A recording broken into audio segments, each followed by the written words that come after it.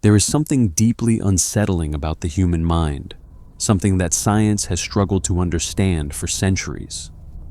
What happens when fear, stress, and social pressure collide in just the right way to make entire communities believe the impossible, see the invisible, or fall victim to illnesses that don't actually exist? Tonight, we explore some of history's most baffling cases of mass hysteria, events that swept through towns, schools, and entire nations, leaving behind nothing but questions that remain unanswered to this day. It was the summer of 1518 in the city of Strasbourg, a bustling medieval hub nestled along the Rhine River in what was then the Holy Roman Empire and is now modern-day France. The narrow cobblestone streets wound between half-timbered houses where merchants, craftsmen, and laborers went about their daily lives. July had arrived with a punishing heat wave, the kind that made the air feel thick and oppressive, and the citizens of Strasbourg were already worn thin. The previous years had brought nothing but suffering to this corner of Europe. Failed harvests had left families starving. Smallpox and syphilis swept through the crowded streets. Floods had destroyed homes and livelihoods, and lurking in the collective memory was the ever-present specter of the bubonic plague, which had devastated the region decades earlier and could return at any moment. Against this backdrop of misery and uncertainty, something strange began to unfold on July 14th. A woman known to history only as Frau Troffea stepped outside her home onto the narrow street and began to dance. There was no music playing, no celebration underway, and no apparent reason for her movements. She simply danced, her body twisting and gyrating in a frenzied, convulsive manner that seemed beyond her control. Her husband pleaded with her to stop, but she ignored him. Neighbors gathered to watch in confusion as this woman continued her bizarre performance throughout the day and into the night. By the time darkness fell, Frau Troffea was still dancing. Her feet were swollen and bloody, her body trembling with exhaustion, yet she could not or would not stop. She collapsed eventually, only to resume her compulsive movements after a brief rest. This pattern continued for days. Her husband, desperate and confused, had no idea what was happening to his wife. The local physicians were equally baffled. What could possibly possess a woman to dance herself to the point of physical collapse? And then something even more disturbing happened. Others joined her. By the end of the first week, more than 30 people in Strasbourg had been seized by the same uncontrollable urge to dance. They danced in the streets, in the market squares, wherever they happened to be when the compulsion took hold of them. None of them appeared to be enjoying themselves. Their faces were contorted with expressions that witnesses described as somewhere between ecstasy and agony. They screamed and cried out as they moved, their limbs flailing wildly as if controlled by some invisible puppeteer.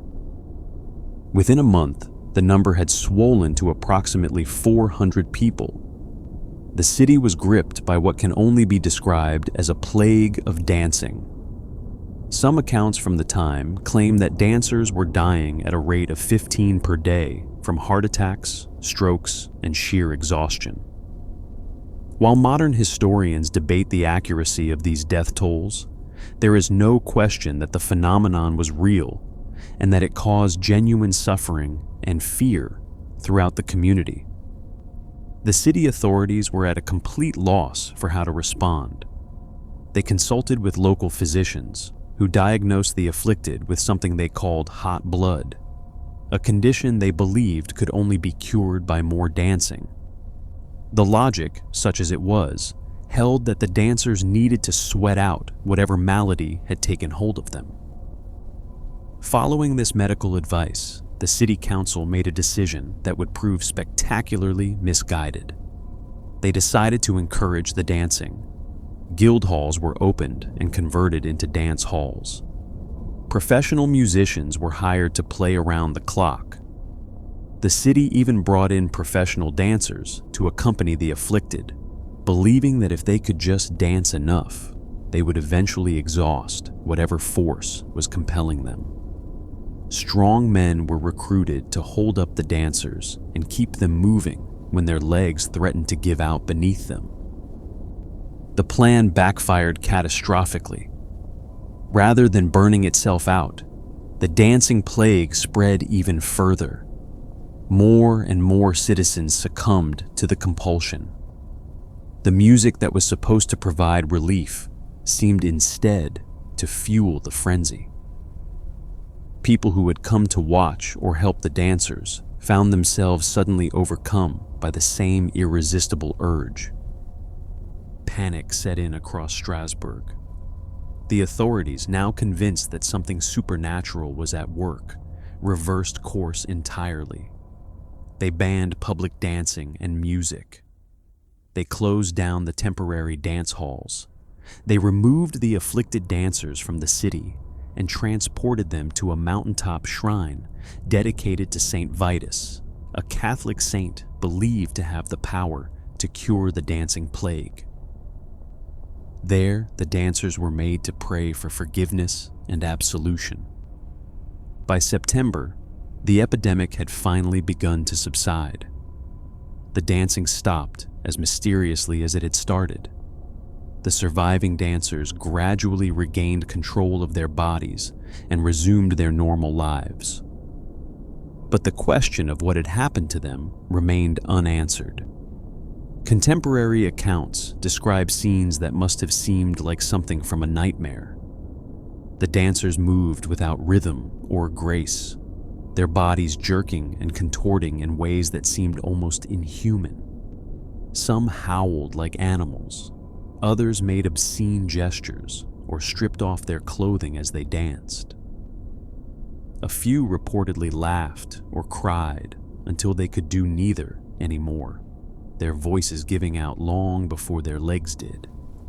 The residents of Strasbourg who watched these scenes unfold must have wondered if they were witnessing the end of days, if God himself had decided to punish their city for some unknown transgression. The afflicted came from all walks of life. There were merchants and craftsmen, servants and laborers, men and women of all ages. Some accounts mention that the dancing seemed to strike the poor and the marginalized more frequently than the wealthy, though this could simply reflect the fact that the poor had fewer resources to escape or hide their condition. What is certain is that no social class was entirely immune. The dancing plague cut across the rigid hierarchies of medieval society with terrifying indifference. The dancing plague of 1518 was not an isolated incident. Similar outbreaks had occurred throughout medieval and Renaissance Europe, particularly along the Rhine and Moselle rivers. The earliest recorded dancing plague struck Aachen in 1374, just decades after the Black Death had killed roughly half the population of Europe. In that earlier outbreak, hundreds of people danced through the streets of various German towns, crossing rivers and borders as they moved from place to place. They too seemed unable to stop, and they too were eventually taken to religious shrines in hopes of finding a cure. Other outbreaks followed in the centuries that came after, including episodes in 1428 and 1463, though none were as well documented or as deadly as the one that struck Strasbourg.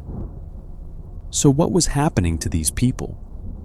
Scientists and historians have proposed numerous theories over the centuries, but none has proven entirely satisfactory.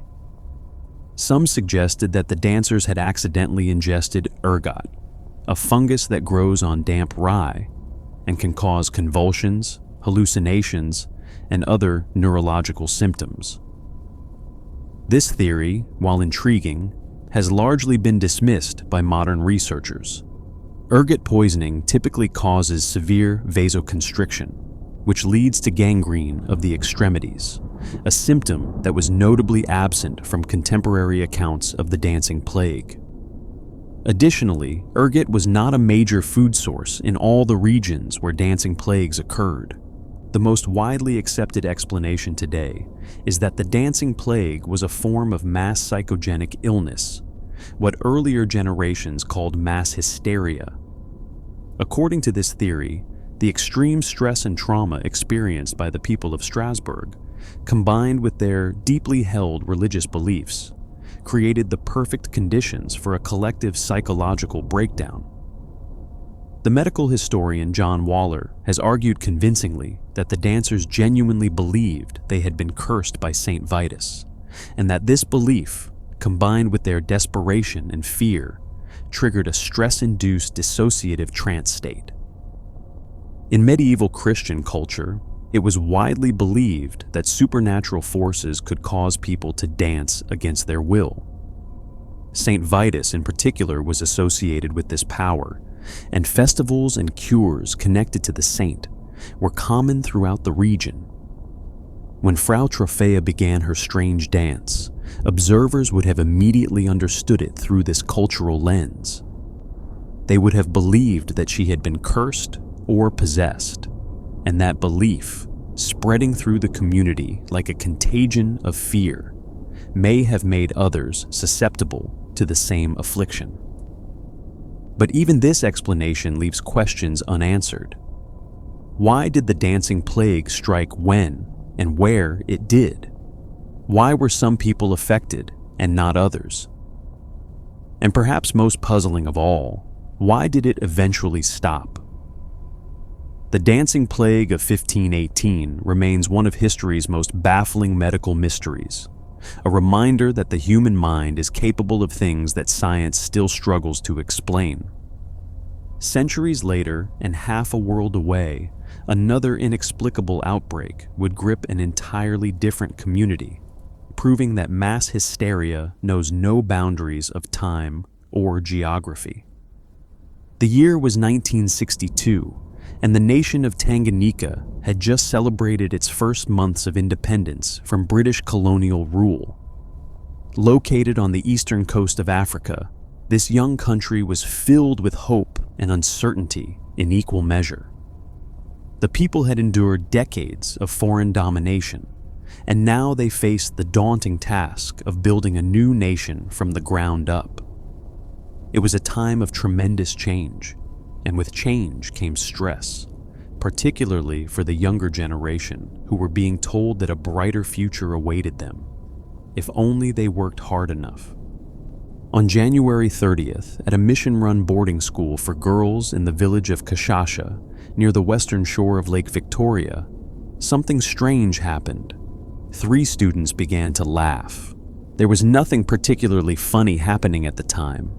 No joke had been told. No amusing incident had occurred. The girls simply started laughing, and they could not stop. At first, the teachers paid little attention.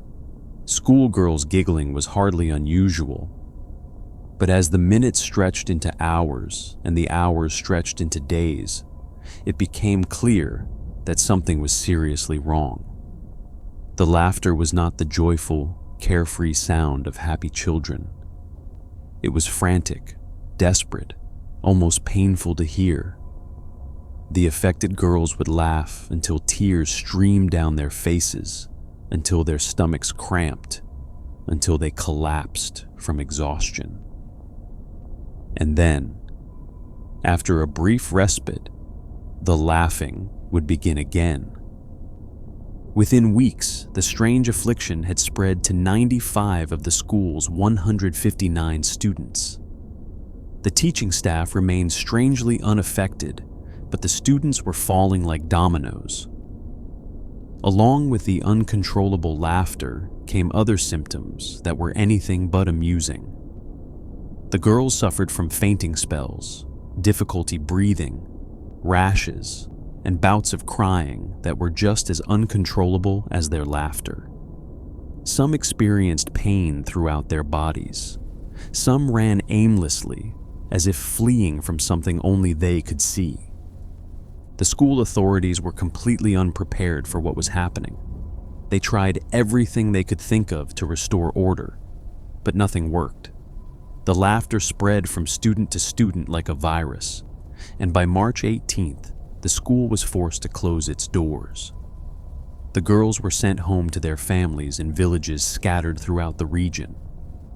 This decision, made with the best of intentions, turned out to be a terrible mistake.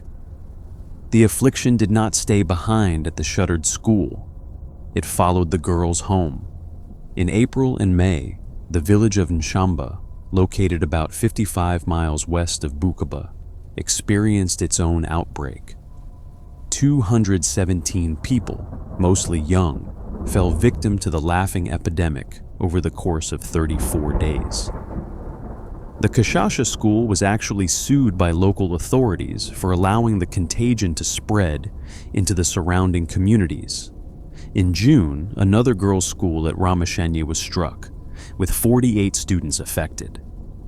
Other schools and villages throughout the region reported cases as well.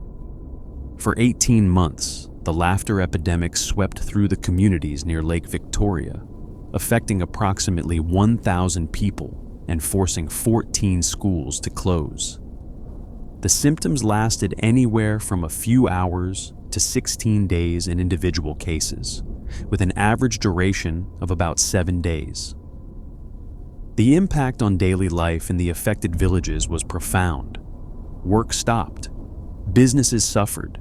Families were thrown into chaos as parents tried to care for children who could not stop laughing and crying. The affected communities tried everything they could think of to stop the epidemic. Traditional healers were consulted. Prayers were offered. Some families isolated their affected members, hoping to prevent the condition from spreading to others. Nothing seemed to work. The laughter spread from person to person and village to village with a relentlessness that felt almost supernatural. Local health officials were at a loss. They had never encountered anything like this before. The affected individuals were not running fevers. They did not have infections. Their blood tests came back normal, yet clearly something was very wrong with them. The disconnect between the dramatic symptoms and the absence of any detectable physical cause was maddening for both the medical professionals and the suffering families. And then, as mysteriously as it had begun, the epidemic faded away. The laughter stopped. The schools reopened. Life returned to normal. But what had caused it? Medical professionals and scientists were as baffled as the local communities. The affected individuals showed no signs of viral or bacterial infection. Environmental toxins were ruled out. There was nothing physically wrong with the people who had been seized by uncontrollable laughter and its associated symptoms. The conclusion that most experts eventually reached was that the Tanganyika laughter epidemic was a case of mass psychogenic illness. The newly independent nation was going through a period of tremendous social upheaval. Students were under intense pressure to succeed academically, pressure that came from teachers, parents, and their own hopes for a better future. The rigid traditional culture they knew at home was clashing with the new ideas they were encountering at school. And in a society where young people, particularly young women, had little power or agency, the body may have found its own way to express the stress and anxiety that words could not convey. Christian Hempelmann, a researcher who has studied the epidemic extensively, has explained that mass psychogenic illness tends to occur in people without a lot of power. The body becomes a way of saying that something is wrong when other avenues of expression are blocked. The laughter, in this interpretation, was not a sign of happiness, but of distress, a physical manifestation of emotions that the girls had no other way to release. Yet questions remain. Why laughter? Why did the teaching staff remain unaffected? And why did the epidemic spread so efficiently from person to person and community to community? The Tanganyika laughter epidemic stands as one of the most thoroughly documented cases of mass psychogenic illness in history, and yet it still defies complete explanation. The pattern of inexplicable outbreaks affecting communities under stress would repeat itself again and again throughout the 20th century, sometimes taking forms that seemed ripped from the pages of science fiction. It was late summer in 1944, and the small city of Mattoon, Illinois, seemed like a world away from the battlefields of Europe and the Pacific, where the Second World War raged on. With a population of about 17,000, Mattoon was the kind of quiet Midwestern community where everyone knew their neighbors and crime was a rare occurrence. Many of the town's young men were away fighting overseas, leaving women to manage households and raise children alone. The war had brought both prosperity and anxiety to Mattoon, and the residents were doing their best to carry on with their daily lives. On the night of September 1st, Aline Kearney was home alone with her young daughter, Dorothy Ellen. Her husband, Bert, a taxi driver, was working his route, and her sister, Martha, was staying with her for company. It was a warm evening, and the windows of the modest house were open to catch whatever breeze might stir the summer air. Aline was lying in bed around 11 o'clock when she noticed an unusual smell drifting into the room. At first, she thought it might be coming from the flowers in the garden outside her window. But the odor quickly became stronger, a strange, sickeningly sweet scent that seemed to coat the inside of her mouth and throat. And then something terrifying happened. She tried to get out of bed and found that she could not move her legs. Aline called out in panic, alerting her sister. Martha rushed in and also noticed the peculiar smell. She determined that it seemed to be coming from the direction of the open bedroom window. The police were contacted, and when Bert Kearney returned home around 12:30 in the morning, he spotted a tall man dressed in dark clothing lurking near one of the house's windows.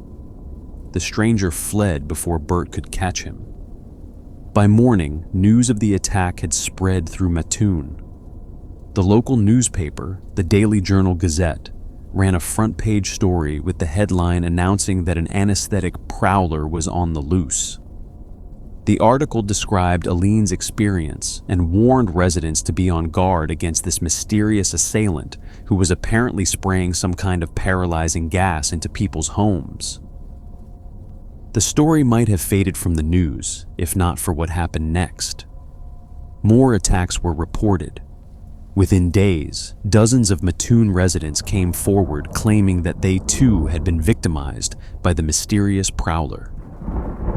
They described the same sickeningly sweet smell, the same temporary paralysis of the legs, the same feelings of nausea and weakness.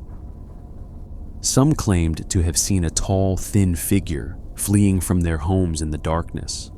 Others heard suspicious noises or found screens that appeared to have been tampered with. The reported attacks followed a disturbing pattern. They occurred almost exclusively at night, usually when the victims were alone or nearly alone in their homes. Women were disproportionately affected, particularly those whose husbands were away serving in the military. The gas, whatever it was, seemed to be sprayed through open windows or under doors. Victims reported feeling a strange sensation of warmth or tingling before the paralysis set in. Some experienced nausea, vomiting, or difficulty breathing. A few claimed to have suffered temporary blindness. The police took the report seriously, at least initially. Officers patrolled the streets of Mattoon after dark, looking for any sign of the mysterious attacker. They interviewed victims, collected what little physical evidence existed, and followed up on tips from concerned citizens. But despite their best efforts, they could not seem to catch the Mad Gasser in the act. He always seemed to be one step ahead, striking in one neighborhood while police were focused on another. The situation was made worse by the way the attacks seemed to escalate in severity. Early victims reported temporary paralysis and nausea. Later victims claimed to have suffered burns, welts, and other physical injuries. One woman said she had been so severely affected that she had to be hospitalized. Another claimed that she had been partially paralyzed for hours. Whether these escalating symptoms represented a genuine pattern or simply the power of suggestion taking hold is impossible to know for certain. The town erupted in panic. Armed vigilante groups began patrolling the streets at night, looking for any sign of the so-called Mad Gasser. The situation became so dangerous that the police chief had to issue a public warning telling citizens to disperse, noting that they were in grave danger of being shot by frightened property owners. Women refused to stay home alone. Businesses suffered as people were afraid to venture out after dark. The fear was palpable and all-consuming. The national media picked up the story. Time magazine ran an article about the mad anesthetist of Mattoon, describing him as a tall, thin man who wore a black skull cap and moved through the night as nimbly as a cat. Reporters descended on the small Illinois city, eager to cover what appeared to be one of the strangest crime sprees in American history. But despite the intensive investigation, police could find no concrete evidence that any attacks had actually occurred. There were no fingerprints, no physical traces of any chemical substance, and no consistent description of the attacker. Some victims reported seeing a man in dark clothes. Others saw nothing at all. The descriptions of the gas varied widely, as did the reported symptoms. On September 12th, the Mattoon police chief made a stunning announcement. After consulting with officials from a local war plant, he declared that the reported attacks were likely caused by industrial fumes being carried through the night air by shifting winds. Furthermore, he suggested that many of the reported incidents were the result of mass hysteria. There was no Mad Gasser, he proclaimed. The people of Mattoon had frightened themselves into believing in a phantom attacker. The announcement was met with outrage by some residents who insisted that their experiences were real. But it also had a curious effect. Almost immediately after the police chief declared the gasser to be a myth, the report stopped. The phantom attacker who had terrorized Mattoon for 2 weeks simply vanished, never to return. In the decades since, the Mad Gasser of Mattoon has become a textbook example of mass psychogenic illness. Social scientists point to the wartime anxiety, the power of suggestion amplified by sensational newspaper coverage, and the way fear can spread through a community like a contagion. The original incident involving Aline Kearney may have been nothing more than a momentary paralysis caused by anxiety or an overactive imagination, combined with a random smell that happened to drift through her window. But once the newspaper labeled it an attack and suggested that more would follow, the conditions were set for a classic outbreak of mass hysteria. Yet there are those who question this explanation. In 2003, a local high school teacher named Scott Maruna published a book arguing that there really was a Mad Gasser, a troubled local man with chemistry knowledge who had been seeking revenge against a town that had rejected him. Maruna pointed to physical evidence that he believed had been overlooked, including tampered window screens and eyewitness accounts that were too detailed to be mere fantasy. The debate continues to this day, a reminder that the line between mass hysteria and genuine mystery is not always clear. Just a few years earlier, a similar panic had gripped a town across the Atlantic Ocean. with consequences that proved to be even more tragic. November 1938 was a tense time in England. The Munich Agreement had been signed just 2 months earlier, and while Prime Minister Neville Chamberlain had proclaimed peace for our time, most British citizens knew in their hearts that war with Nazi Germany was inevitable. The country was holding its breath, waiting for the storm that was sure to come. It was against this backdrop of national anxiety that the town of Halifax in West Yorkshire found itself gripped by terror. Halifax was an industrial town, home to textile mills and working-class families who had weathered the hardships of the Great Depression. The narrow streets and densely packed neighborhoods created a close-knit community where news traveled fast and rumors traveled even faster. When something strange happened on the evening of November 16th, word spread through Halifax like wildfire. 2 young women named Mary Gledhill and Gertrude Watts, both 21 years old, were walking home from work when they claimed to have been attacked by a mysterious man armed with a mallet. The assailant struck them on the head before disappearing into the thick November fog. The women rushed to a nearby house for help, blood streaming from wounds on their heads. The police were called, and a report was filed. 5 days later, another young woman named Mary Sutcliffe reported her own attack. She had been walking home from her job at a local toffee factory when a man stepped out of the shadows, raised his hand as if to strike her, and slashed her arm. She described her attacker as well-built, with a broad face, wearing lightweight shoes and what felt like a dirty Macintosh. The local newspaper, the Halifax Courier, seized upon the story. The paper announced a £10 reward for information leading to the arrest of the attacker, and in doing so, gave the mysterious assailant a name that would live in infamy: the Halifax Slasher. The effect on the community was immediate and dramatic.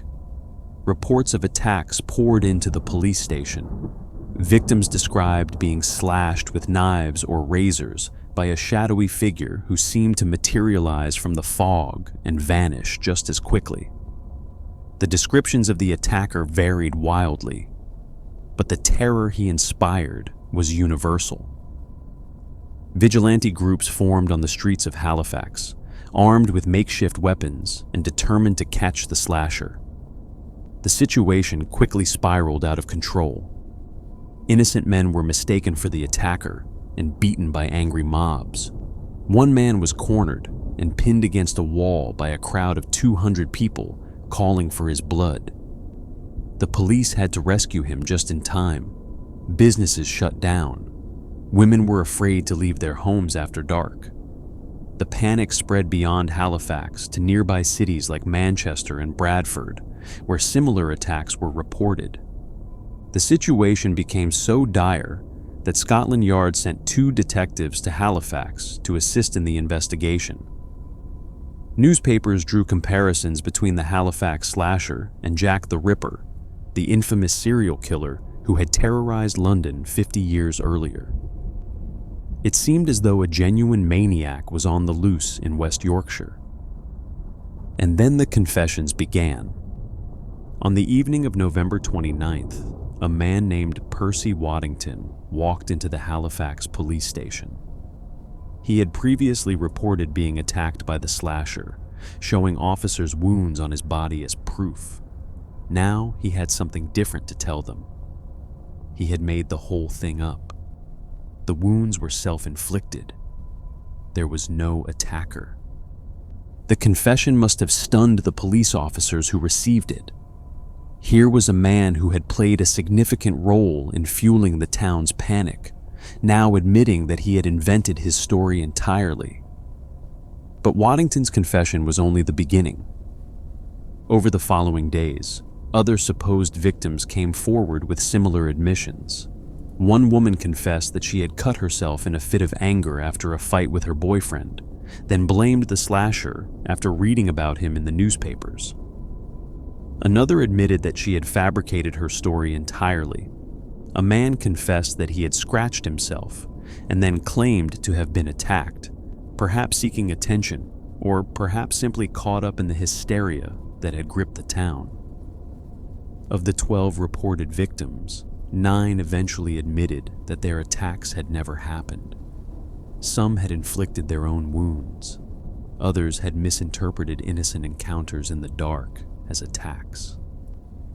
A few had simply made up stories out of whole cloth, perhaps for attention, perhaps to fit in with a community that seemed to expect everyone to have a slasher encounter. Scotland Yard concluded its investigation with a stunning finding. There had been no Halifax slasher. The entire 2-week terror had been the product of collective imagination, fueled by newspaper coverage and the anxious atmosphere of pre-war Britain. 5 local residents were charged with public mischief for filing false reports. 4 of them were sentenced to prison time. The sentences were relatively light, as the court acknowledged that the defendants had been caught up in a mass delusion that had swept through the entire community. The Halifax Courier, which had done so much to stoke the panic, now sought to calm the community. The paper ran a story with the headline, "Carry on Halifax. The slasher scare is over." The theory of a half-crazed, wild-eyed man wandering around attacking helpless women was exploded, the article declared. But the damage had already been done. The Hysteria claimed at least one victim who received no justice and no closure. Michael McKeevan was a 46-year-old man who struggled with mental health issues. When his co-workers began to suspect him of being the Halifax slasher, the pressure became unbearable. Michael McKeevan died by suicide, taking an overdose of aspirin. He was the only confirmed fatality of the Halifax slasher panic, killed not by a phantom attacker, but by the fear and suspicion of his own community. Some investigators believe that the very first attack on Mary Sutcliffe may have been genuine.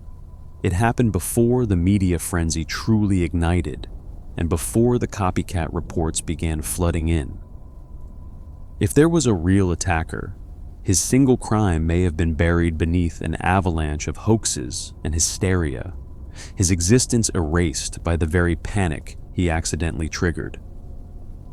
The Halifax slasher case is studied today as a textbook example of mass sociogenic illness, demonstrating how fear can spread through a community and cause people to harm themselves and each other in pursuit of a threat that does not exist. But it also serves as a sobering reminder that the consequences of mass hysteria are all too real, even when the threat itself is imaginary. The pattern of communities creating their own monsters would continue in the years that followed, sometimes taking forms that seemed almost absurd in hindsight. The spring of 1954 found the United States in the grip of Cold War anxiety. The Soviet Union had tested its first hydrogen bomb just months earlier, and Americans were increasingly worried about the threat of nuclear attack. Civil defense drills were common. Families built bomb shelters in their backyards. The specter of atomic annihilation hung over everything. It was in this atmosphere of fear that residents of Bellingham, Washington began noticing something strange about their car windshields. Small pits and dings seemed to be appearing overnight, as if something was eating away at the glass. At first, local police assumed the damage was the work of vandals armed with BB guns. But as reports multiplied and spread to nearby towns like Sedro-Woolley and Mount Vernon, a more sinister explanation began to take hold. By mid-April, the so-called pitting epidemic had reached metropolitan Seattle. Newspapers carried breathless front-page stories about the mysterious damage appearing on windshields throughout the Puget Sound region. Frightened motorists stopped police cars on the street to report that their vehicles had been hit. Parking lots and car dealerships reported damage to dozens, then hundreds of vehicles. The situation escalated so rapidly that Seattle's mayor, Alan Pomeroy, sent urgent telegrams to both the governor of Washington and President Dwight Eisenhower, begging for federal assistance in solving the mystery. Theories about the cause of the pitting multiplied as quickly as the reports themselves. Some blamed cosmic rays streaming down from space. Others pointed to sand fleas that had supposedly laid eggs in the glass, the eggs hatching and somehow damaging the windshields from within. A newly constructed radio transmitter in the Seattle area was accused of emitting waves that caused the windshields to oscillate and crack. Someone even suggested that supernatural forces were at work, that the pitting was a sign of divine displeasure. But the most popular theory, and the most terrifying, was that the pitting was caused by radioactive fallout from H-bomb tests conducted in the Pacific. In the nuclear-anxious atmosphere of 1954, this explanation resonated deeply with the public. The fear was palpable. Car owners covered their vehicles with tarps and blankets, hoping to protect them from whatever invisible force was attacking the glass. Auto dealerships reported that customers were reluctant to buy new cars, afraid that their investment would be damaged within days. Some residents claimed that the pitting was spreading to their house windows as well, though these reports were never substantiated. The situation had all the hallmarks of a community in the grip of genuine terror. The University of Washington assembled a committee of scientists to investigate the phenomenon. They examined dozens of windshields, tested for radiation, and analyzed the mysterious pits under microscopes. Law enforcement officials scrutinized the windshields of 15,000 cars, finding that more than 3,000 showed signs of damage. The investigation was thorough and methodical, driven by genuine concern for public safety. The investigation ultimately reached a conclusion that must have been deeply anticlimactic for the terrified residents of Seattle. There was no mysterious pitting agent. The marks on the windshields were perfectly ordinary road damage, the kind that accumulates gradually on any vehicle that is driven regularly. Bits of gravel kicked up by passing traffic, sand particles carried by the wind, and the normal wear and tear of daily use had created the small pits and dings that residents were now noticing for the first time. Sergeant Max Allison of the Seattle Police Crime Laboratory delivered the verdict bluntly. The reports were composed of 5% hoodlumism and 95% public hysteria. The citizens of Seattle, primed by their fears of atomic attack and encouraged by sensational media coverage, had simply started looking at their windshields instead of through them. They saw damage that had always been there and assumed it must be new and sinister.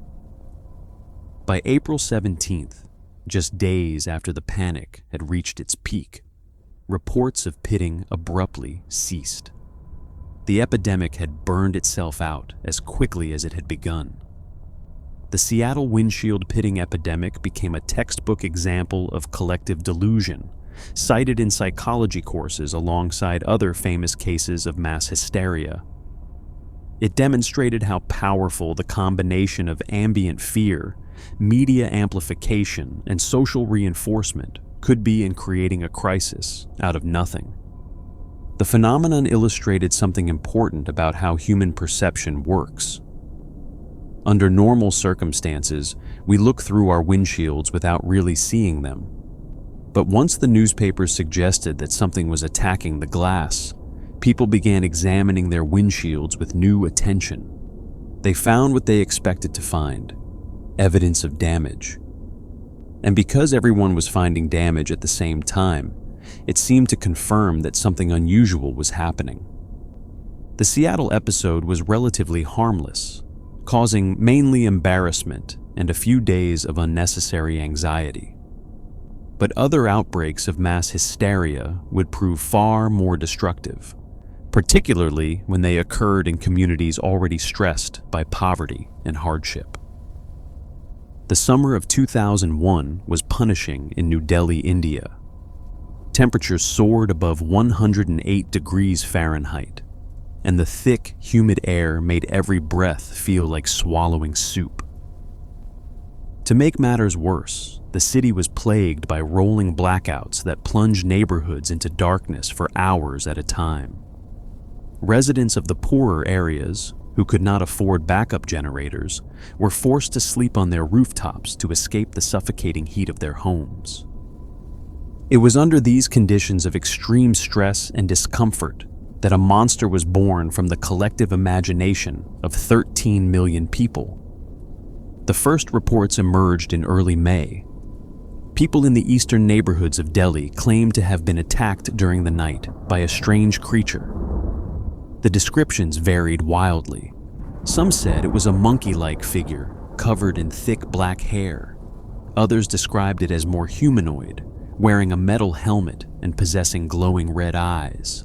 Some claimed it had metal claws that it used to scratch and bite its victims. Others said it wore some kind of suit with 3 buttons on its chest. The creature was given a name, the Kala Bandar, or Monkey Man. As word of the attack spread through Delhi's crowded neighborhoods, panic took hold. People claimed to have been scratched, bitten, and chased by the Monkey Man as it leaped from rooftop to rooftop in the darkness. The police were flooded with calls. Between May 10th and May 25th, nearly 400 people contacted the police control room to report being attacked by the mysterious creature. The fear that gripped Delhi during those 2 weeks was all-consuming. Neighborhoods formed vigilante groups that patrolled the streets with clubs, knives, and anything else that could serve as a weapon. The vigilantes were determined to catch the Monkey Man, and in their terror, they became dangerous themselves. A van driver was chased by a mob that believed him to be the creature. They dragged him from his vehicle and beat him so severely that he was hospitalized with multiple fractures. A 4-foot-tall Hindu holy man, wandering through a neighborhood at night, was mistaken for the Monkey Man and attacked by an angry crowd. The real tragedy came in the form of deaths. A pregnant woman, hearing neighbors shout that the Monkey Man had been spotted, fell down a flight of stairs while fleeing. She did not survive. A man, convinced that the creature was chasing him, leaped from his rooftop and fell to his death. The exact number of casualties attributed to the Monkey Man panic varies by source, but at least 2 people died not from any attack by a monster, but from the fear of one. The Delhi police took the threat seriously, at least initially. They released artists' sketches based on eyewitness descriptions, though the sketches depicted wildly different creatures. They announced a reward of 50,000 rupees for information leading to the capture of the Monkey Man. They deployed extra patrols throughout the affected neighborhoods. But investigators from the Indian Rationalist Association, led by Sanal Edamaraku, were already reaching different conclusions. Edamaraku and his colleagues went into the affected areas and interviewed dozens of people who claimed to have seen or been attacked by the Monkey Man. What they found was revealing. The descriptions were hopelessly inconsistent. The injuries that victims displayed were minor scratches and bruises, the kind that could easily result from accidentally bumping into something in the dark. Many of the attacks had occurred during power outages, when people could not see what had startled them.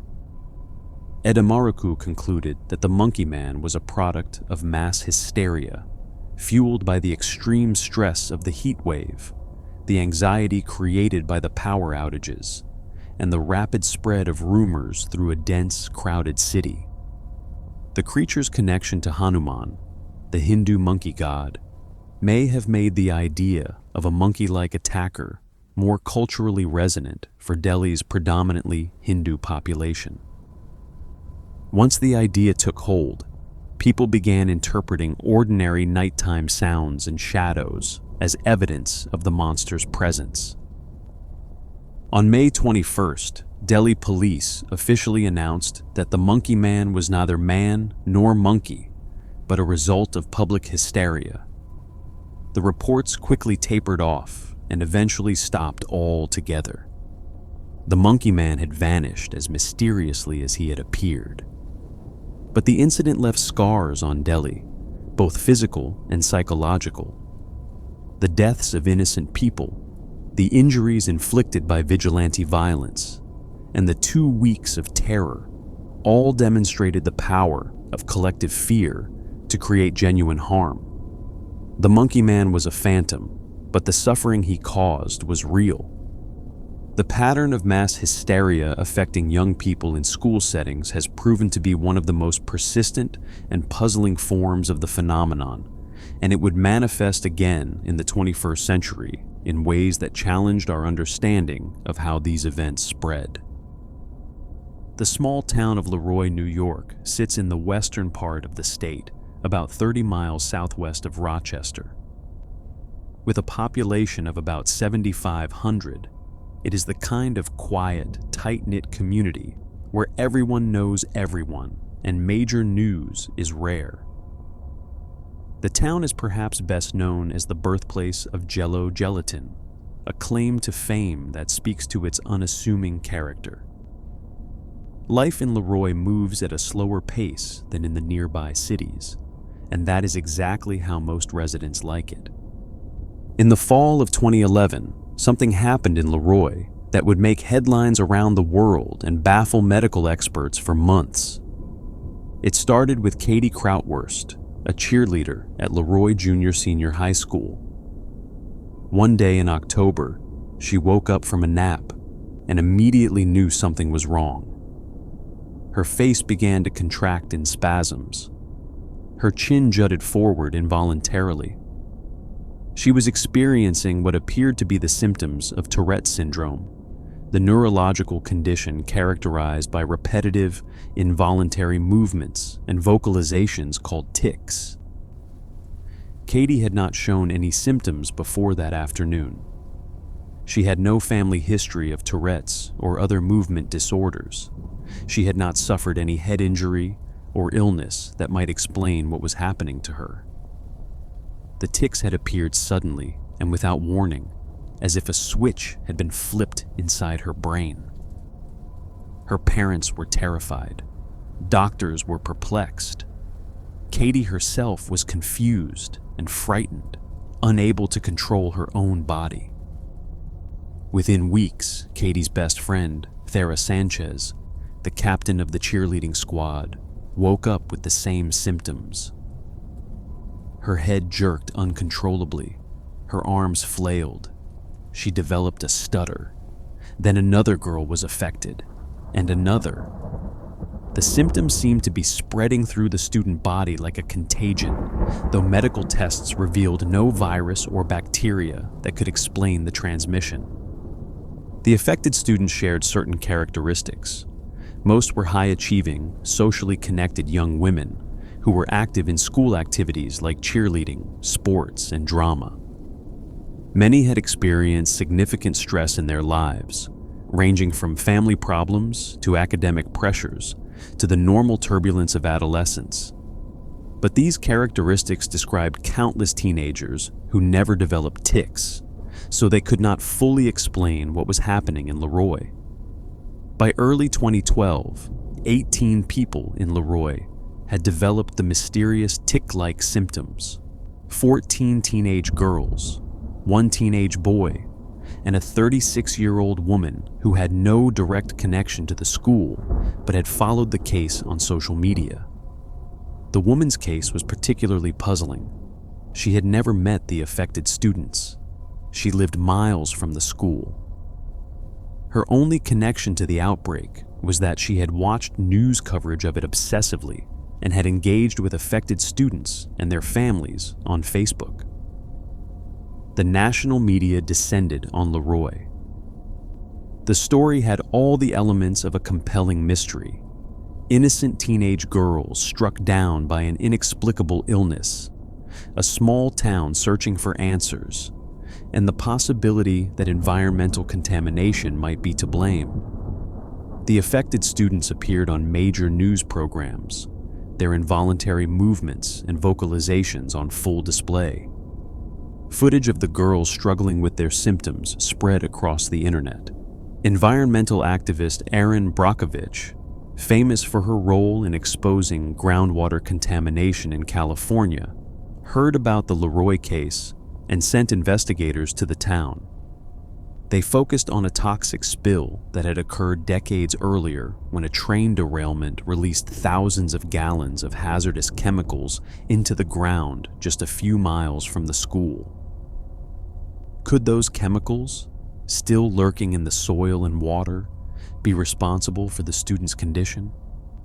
The investigation was extensive. The New York State Department of Health tested the school's air and water quality. Environmental scientists searched for any evidence of contamination that could explain the symptoms. Medical experts examined the affected students, looking for any common factor that might point to a physical cause. What they found was nothing.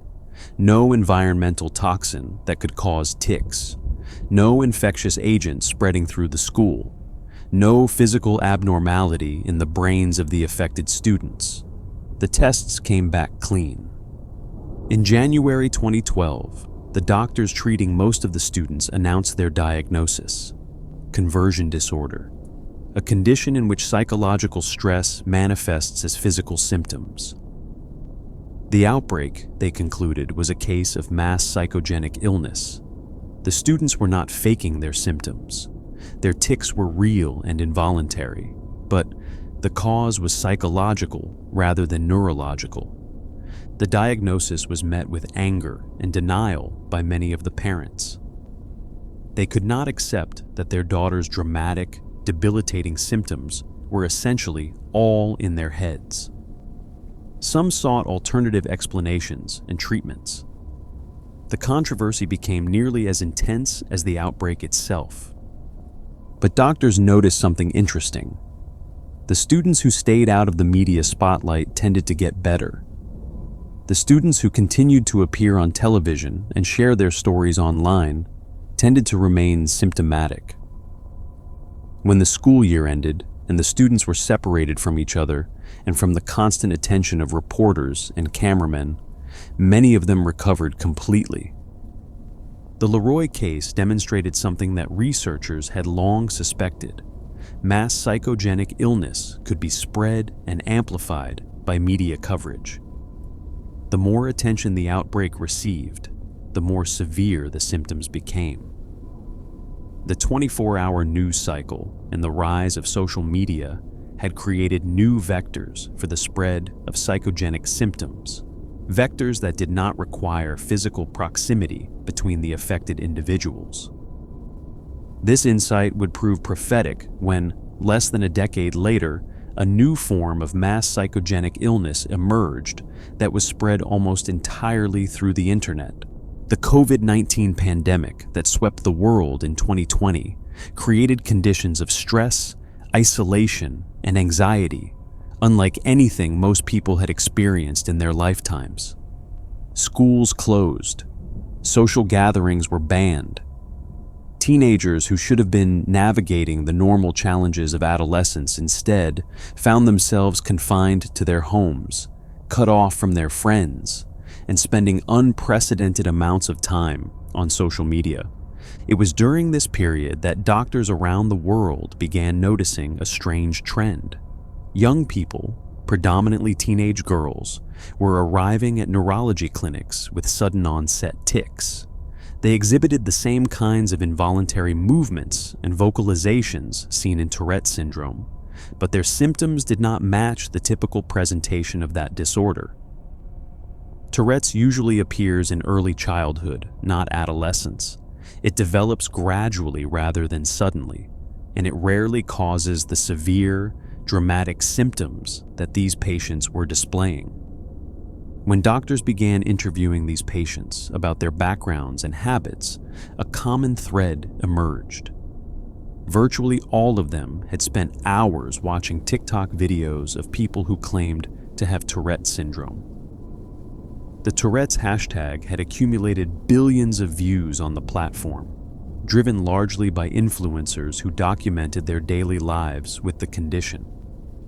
Many of these videos presented Tourette's in a lighthearted, almost entertaining way, showing the amusing or embarrassing moments that the condition could cause. The doctors began to suspect that they were witnessing a new form of mass psychogenic illness, one that was being spread not through physical contact, but through social media exposure. They gave it a name: TikTok tics. Research published in medical journals documented the phenomenon in detail. The patients were typically teenage girls who had watched extensive Tourette-related content during the pandemic lockdowns. Their symptoms often matched the specific tics displayed by the influencers they followed, right down to the exact words and phrases they involuntarily shouted. In Germany, multiple patients developed tics identical to those of a popular German YouTuber with Tourette syndrome, including the involuntary utterance of specific German phrases. The mechanism appeared similar to other forms of mass psychogenic illness. Young people who were already stressed, anxious, and isolated found a community online among those who shared their struggles. The influencers they watched became role models of a sort, people who had found a way to turn a difficult condition into something relatable and even entertaining. In the suggestible state created by pandemic anxiety, some viewers began unconsciously mimicking the symptoms they saw on screen. The phenomenon was documented across multiple countries simultaneously. In Germany, researchers at Hanover Medical School reported treating numerous teenagers with sudden onset tics that were identical to those displayed by a popular German YouTuber named Jan Zimmermann, who documents his life with Tourette syndrome under the channel name Gewitter im Kopf. In Canada, the United Kingdom, Australia, and the United States, similar cases emerged. The condition was spreading not through air or water or physical contact, but through the fiber optic cables and wireless signals that carried TikTok videos from creator to viewer. One of the most striking aspects of the TikTok tics phenomenon was the specificity of the symptoms. Many affected individuals did not just develop generic tics. They developed the exact same tics as the influencers they followed, including specific words, phrases, and gestures. Some would involuntarily shout phrases like beans or beetroot, or I am a silly goose, the same phrases used by the influencers they had been watching. This specificity strongly suggested that the symptoms were being learned rather than arising spontaneously. Unlike Tourette syndrome, which is a lifelong neurological condition, the TikTok tics proved to be treatable. Patients who were told firmly that they did not have Tourette's, who were encouraged to stay away from tic-related content, and who received treatment for underlying anxiety often recovered within weeks or months. The symptoms were real, but their origin was psychological rather than neurological. Doctors found that one of the most effective treatments was simply telling patients the truth about their condition. When young people were informed that they did not have Tourette syndrome, that their symptoms were functional rather than organic, and that recovery was possible and even expected, many of them improved dramatically. The power of belief, which had helped create the symptoms in the first place, could also help resolve them. The TikTok tics phenomenon represented something new in the history of mass psychogenic illness. For the first time, an outbreak had spread among people who had never met each other in person, linked only by their shared consumption of social media content. The traditional model of hysteria spreading through physical proximity in schools, factories, or communities had to be expanded to include digital proximity as well. Some researchers have coined the term mass social media-induced illness to describe this new variant of an old phenomenon, They warn that as social media becomes ever more pervasive in young people's lives, similar outbreaks may become more common. The algorithm-driven nature of platforms like TikTok, which serve users more of whatever content they engage with, could create feedback loops that amplify and spread psychogenic symptoms with unprecedented efficiency. The study of mass hysteria forces us to confront uncomfortable truths about the human mind. We like to believe that we are rational creatures, that our perceptions are reliable, and that our bodies respond only to genuine threats. But the evidence of centuries shows otherwise. Under the right conditions, ordinary people can be seized by compulsions they cannot control, plagued by symptoms that have no physical cause, and terrorized by monsters that exist only in the collective imagination. What makes these events so disturbing is not just their mystery, but their reality. The people who danced themselves to exhaustion in medieval Strasbourg were not pretending. The girls who laughed uncontrollably in Tanzania were genuinely suffering. The victims of the Mad Gasser, the Halifax slasher, and the Monkey Man experienced real fear, and some paid for it with their lives or their health. Mass hysteria is not a hoax or a delusion.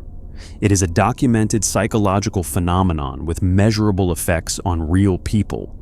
And perhaps most troubling of all, it could happen to any of us. The conditions that give rise to mass psychogenic illness, stress, uncertainty, social pressure, and exposure to frightening ideas are not unusual. They are part of normal human life. Most of the time, most of us cope with these pressures without falling victim to collective delusion. But under the right circumstances, any community could find itself in the grip of fears that feed upon themselves and grow stronger with each passing day. The cases we have explored tonight span more than 500 years of human history, from medieval Europe to the social media age. They have occurred in wealthy nations and poor ones, in cities and small towns, among the educated and the uneducated.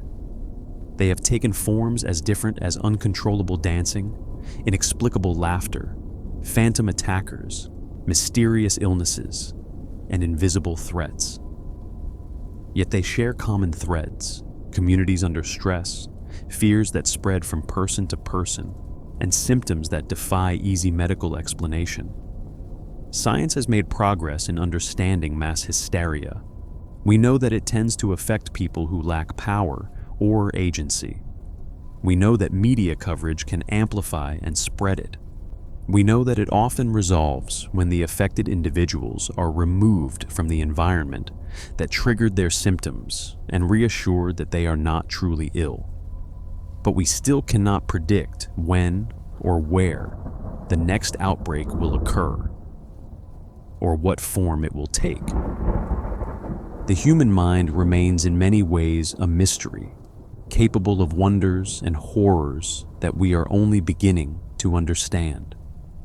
The dancing plagues, the laughter epidemics, the phantom attackers, and the digital contagions remind us that beneath the thin veneer of rationality, we remain creatures of instinct and emotion, vulnerable to fears that can spread like wildfire and consume us from within. If you enjoyed this deep dive into the mysterious world of mass hysteria, please take a moment to like this video and subscribe to the channel. Your support helps us continue exploring the strangest and most puzzling corners of human history. Sweet dreams.